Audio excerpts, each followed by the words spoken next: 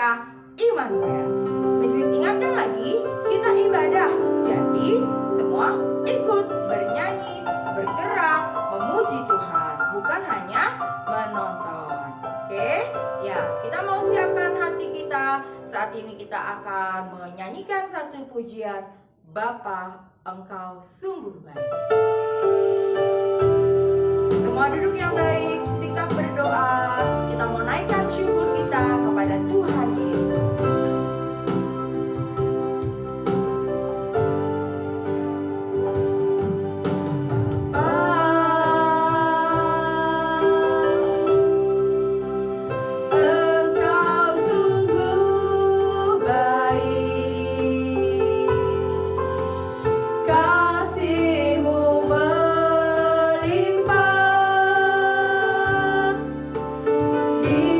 Hidupku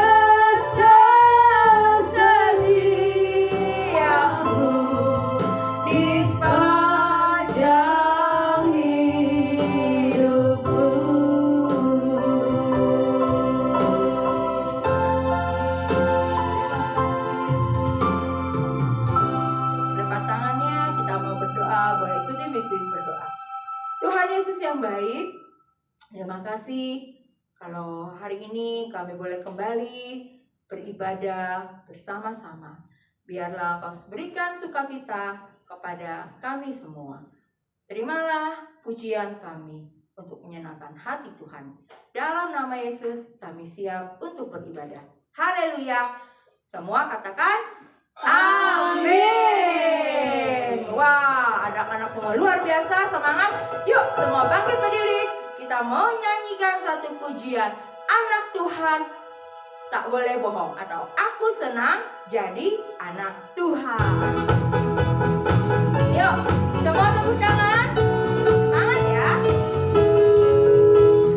Senang jadi anak Tuhan, aku senang jadi anak Tuhan, aku senang jadi anak Tuhan. Anak Tuhan tak boleh bohong. Bohong, bohong, bohong itu dosa. Bohong, bohong, bohong, bohong itu dosa. Bohong, bohong, bohong, bohong itu dosa. Allah Tuhan tak suka.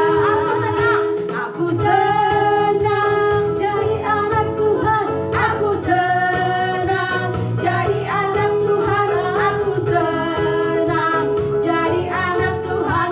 Anak Tuhan tak boleh berantem. Berantem, berantem itu dosa.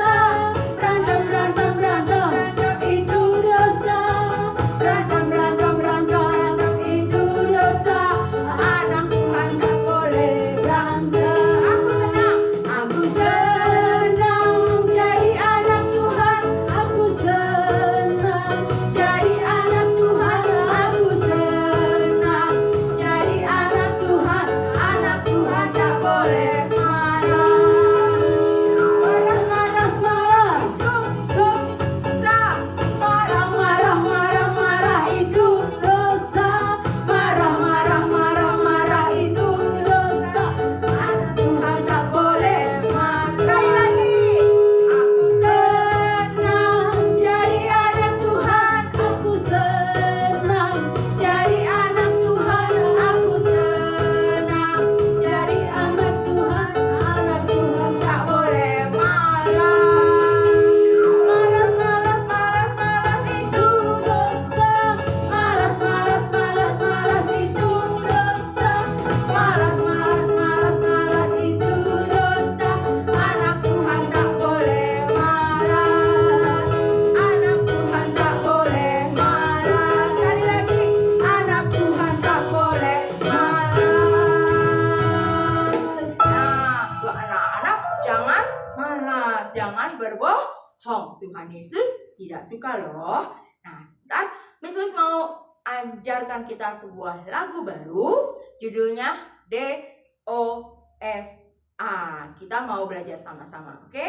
Gampang lagunya, dengarkan dan ikuti.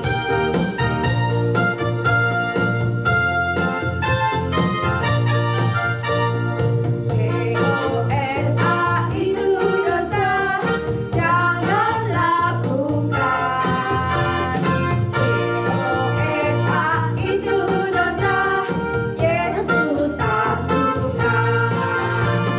Mari lakukan semua firman Tuhan, jauhi pelanggaran.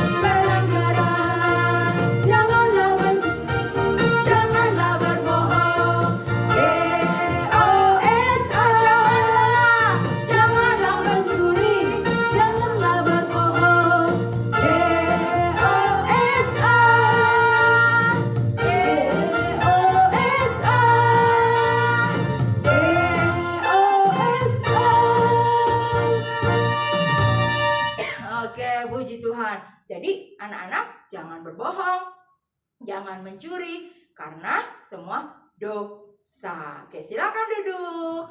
Buat anak-anak semua, boleh tarik nafasnya.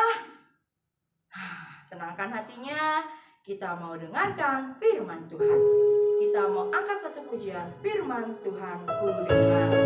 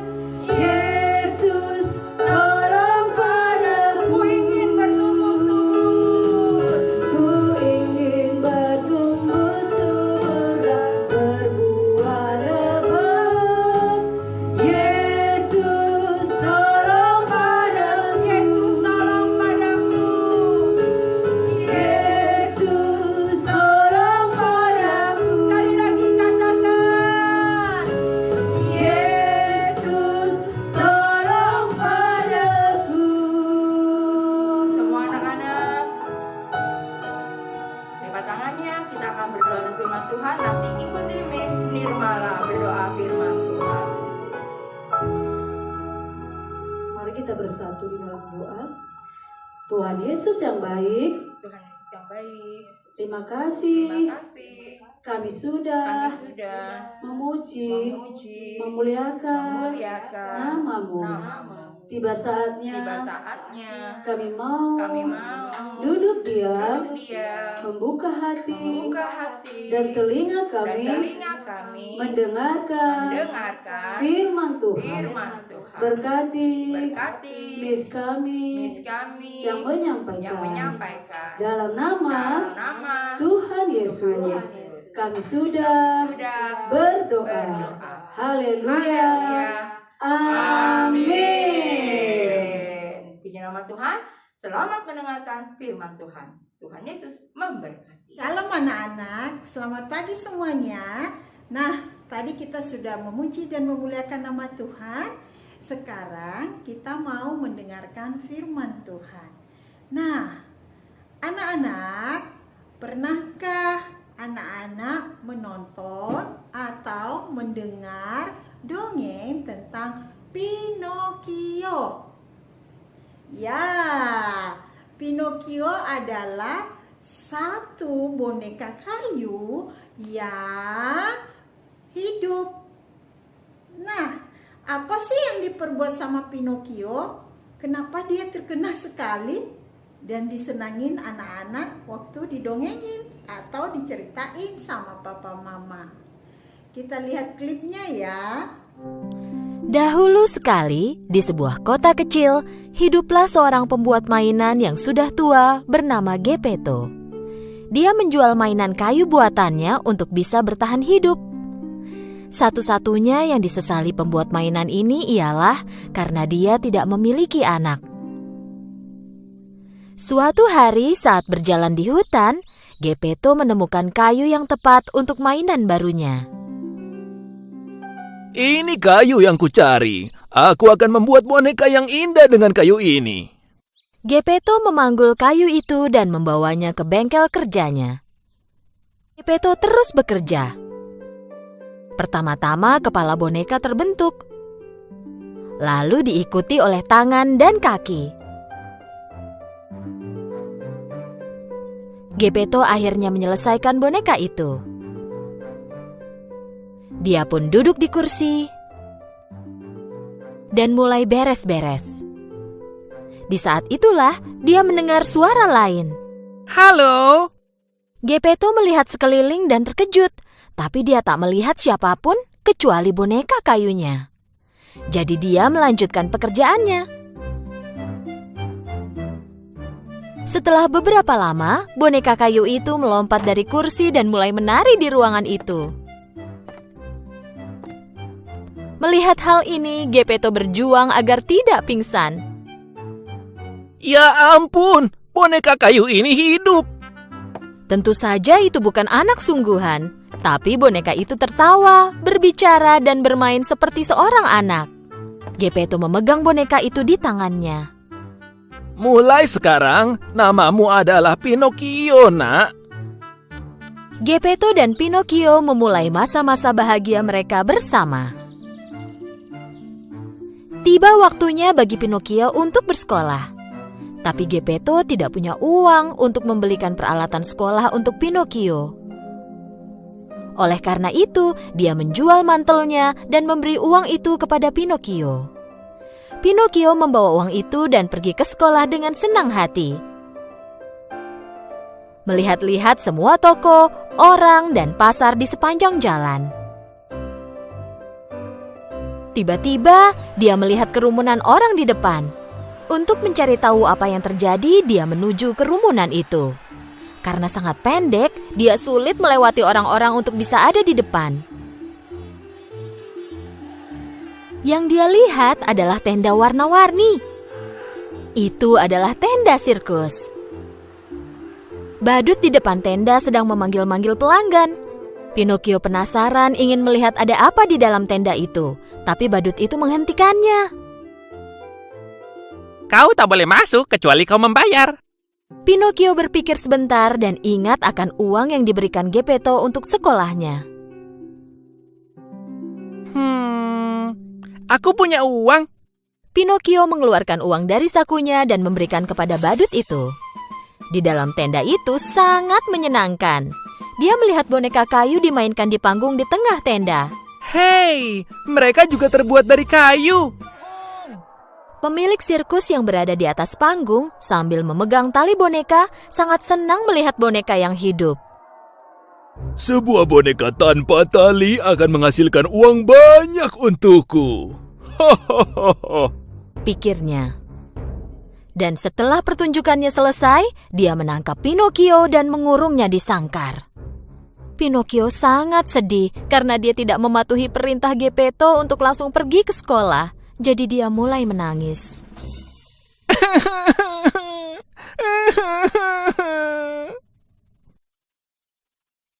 Melihat betapa menyesalnya Pinocchio, seorang peri muncul di sampingnya. Kau seharusnya melakukan yang diperintahkan ayahmu, tapi kulihat kau sudah menyadari kesalahanmu. Itulah kenapa aku menyelamatkanmu, tapi jangan ulangi kesalahan yang sama lagi. Pinocchio sangat senang dan menyeka air matanya. Tapi aku tak punya uang. Bagaimana aku bisa pergi ke sekolah? Peri itu mengucapkan mantra dan uang pun muncul di tangan Pinocchio. Jangan buang-buang uang ini. Pergilah langsung ke sekolah. Peri membawa Pinocchio keluar dari sirkus. Sambil bernyanyi gembira, Pinocchio berjalan menuju sekolah sekali lagi. La la la la la la la la. Melihat Pinocchio yang bernyanyi bahagia, seekor rubah licik dan temannya menghadang jalan Pinocchio. Dan mereka membuat rencana untuk mengambil uang Pinocchio. Kau mau kemana? Kau terlihat senang sekali. Aku mau membeli peralatan sekolah dan pergi ke sekolah. Uang ini takkan cukup untuk membeli peralatan sekolah. Jika kau lakukan sesuai perintah kami, kau akan punya uang lebih banyak. Kau ingin aku melakukan apa? Berikan uangmu dan kami akan menanamnya di lapangan ajaib dan kau akan memiliki pohon uang. Kau bisa pergi dan memetik uangnya kapanpun kau membutuhkan. Pinocchio yang lugu percaya pada semua ucapan rubah itu dan menyerahkan semua uangnya. Sambil membawa lari uang itu, rubah dan kucing pun segera pergi. Karena ditinggal sendirian, peri muncul lagi di samping Pinocchio. Kenapa kau masih belum sampai sekolah? Apa kau sudah dapatkan peralatan tulis dengan uang yang kuberikan? Sebenarnya peri tahu bahwa Pinocchio memberikan uangnya ke rubah. Peri memperingatkan Pinocchio, "Jangan berbohong padaku, atau aku akan menghukummu." Pinocchio tidak mendengarkan peri dan tetap berbohong. Aku beli peralatan sekolahnya tapi ketinggalan. Segera setelah Pinocchio selesai berbicara, hidungnya mulai memanjang. Apa kau mengatakan yang sejujurnya? Ketika mengatakan kebohongan lainnya, hidung Pinocchio terus memanjang dan memanjang. Pada akhirnya, dia bahkan tak bisa menggerakkan kepalanya. Tapi kenapa? Apa yang terjadi? Akhirnya Pinocchio menyadari kesalahannya dan memberitahu peri semua yang dia alami. Melihat Pinocchio telah berbuat yang benar, peri mengembalikan hidungnya menjadi normal. "Aku mengampunimu karena kau mengatakan yang sebenarnya." Sejak saat itu, Pinocchio menjadi anak laki-laki yang sangat pintar dan selalu menuruti nasihat ayahnya. Dia pergi ke sekolah setiap hari dan pulang sekolah dia langsung membantu ayahnya bekerja di bengkel. Peri melihat bagaimana Pinocchio telah menjadi anak yang baik dan memutuskan untuk memberinya hadiah. Suatu malam, saat Pinocchio tidur, peri mendatangi tempat tidurnya dan mengucapkan mantra. Keesokan paginya, Pinocchio bangun untuk bersiap ke sekolah seperti biasanya.